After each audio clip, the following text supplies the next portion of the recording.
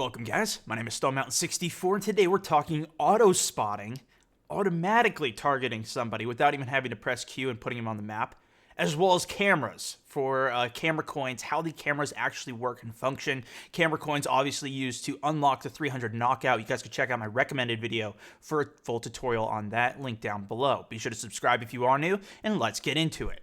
First up, auto spotting, 3D spotting, whatever you want to call it. I didn't even know that this was in the game. Look, if you have your crosshairs on that guy, you can see he just popped up on the mini-map. All you need to do is look at him, whether you're hip-fired, if it's within your crosshairs, or aim down sight. It won't actually put the target above their head, but it'll show them up on the mini-map, helping your teammates or squad mates figure out where that enemy you're calling out is, or, if you don't spot them, or if you're aiming down sight, looking in a direction, maybe you don't even recognize that that's a player, he might be laying down or something. You can look at your mini map, keep a look. I made mine bigger, increase the scale just so I could see it clear. Absolutely awesome. I didn't even know that was in the game. Next, let's talk about the cameras. These are a very cheap thing to unlock. It's only $6,000, but the main use for this is to unlock the 300 knockout by getting camera coins. To get a camera coin, you need to get intel assists, which you get from putting down a camera, having an enemy run within that camera's radius, you spot them, and then another friendly player gets the kill on it. The problem with that is if somebody else spots over that player, if the hacker puts a UAV down, those will right over your camera coin spot, therefore no longer giving you the intel assist, which is why this is very difficult to unlock. Not only because other people can spot over the camera coins and then no longer give you credit, but at the same time, you're completely relying on other teammates in order to get those assists and get the kills and then unlock it for you. So I want to help maximize your guys' efficiency on this, and I did some testing. The first thing we did was see how well the one camera worked, and within a cone radius in front, it doesn't matter how high or below it is, so you can put it on top of a building, it's going to tag one person. If another person enters that cone area, it's not going to tag them. But if the first person who's already spotted leaves the area, it will auto tag another player.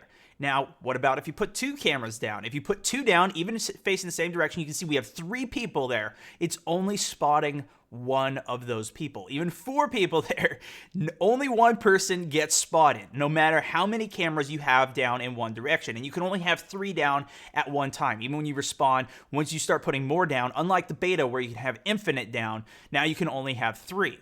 What about if they're not facing the same direction? So that first test, both of them were facing, looking in the same area.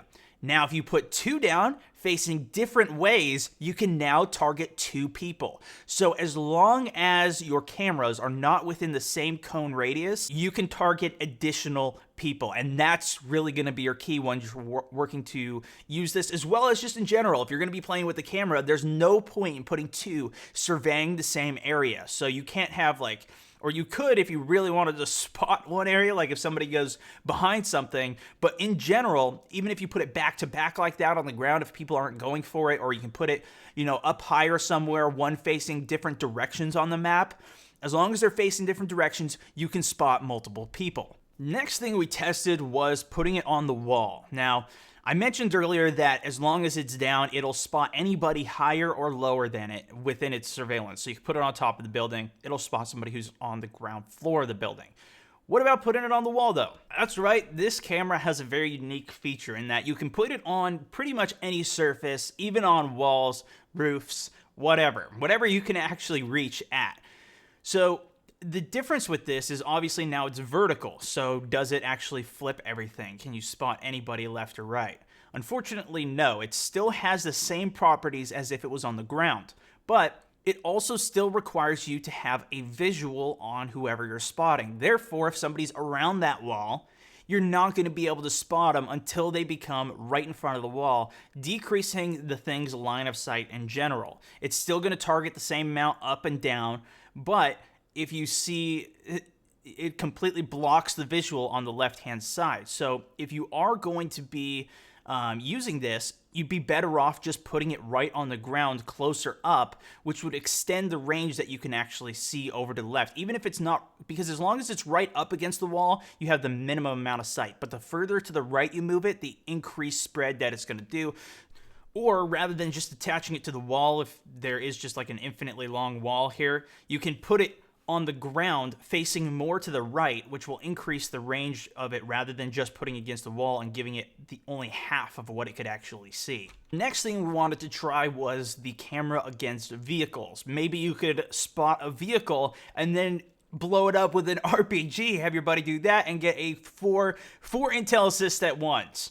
Unfortunately, that is busted as well. The camera on the ground, you can see we have the enemy vehicle right in front of the camera. It doesn't spot it at all. And once one of the players jumped out, it instantly spotted him. Once they got back into the vehicle, it unspotted him. And then he blows it up, gets the kills, and I did not get any assist points. So that's busted. Vehicles will not be helping you towards camera assists or intel assists, and the cameras will be useless against them. Now, the max range that this goes out and will spot people is 70 meters out, which is relatively far, but it is not infinite. However, like I said earlier, if you're on top of a building, you put it down, and somebody's on the ground within 70 meters closer to you, it will spot them because the elevation, how high up or down somebody is relative to it, doesn't necessarily matter. The final test we did was how does this thing prioritize its targets? You can see I have one guy standing right in front of me here. Maybe it would have been a medium range dude behind a vehicle. We put it down, but it auto spots the furthest target out. You can see that guy was pretty far back there, which again helps you kind of see the range of this thing, 70 meters out, but it targets him. And as long as he's within the cone, it's going to stay locked onto that player. If he leaves that range, though, it's going to auto jump to another person in the cone who is the furthest out. Now, if you also have noticed this, maybe you guys haven't used this yet, but once, if you're not, say I'm not looking within this range and I'm just looking the other direction, maybe doing some sniping or something, you'll hear a little ping, sounds like this, that will alert you to somebody entering the perimeter of the cone. Now, once one person's in it and it spots somebody, it's no longer going to keep spotting anybody else. So if more people enter the cone, you're only going to know that there's somebody there as soon as it pings. If they just leave the cone's radius, it won't make the noise. So don't forget to click a thumbs up on a video, subscribe if you are new before heading over to my previous video where I did some live gameplay using the snipers, playing with some of these guys in the squad who I'll all have linked in the description, as well as the recommended video teaching you guys how to unlock the knockout. Now, some of the service star requirements have slightly changed, and I'm going to make an updated video about this very soon, but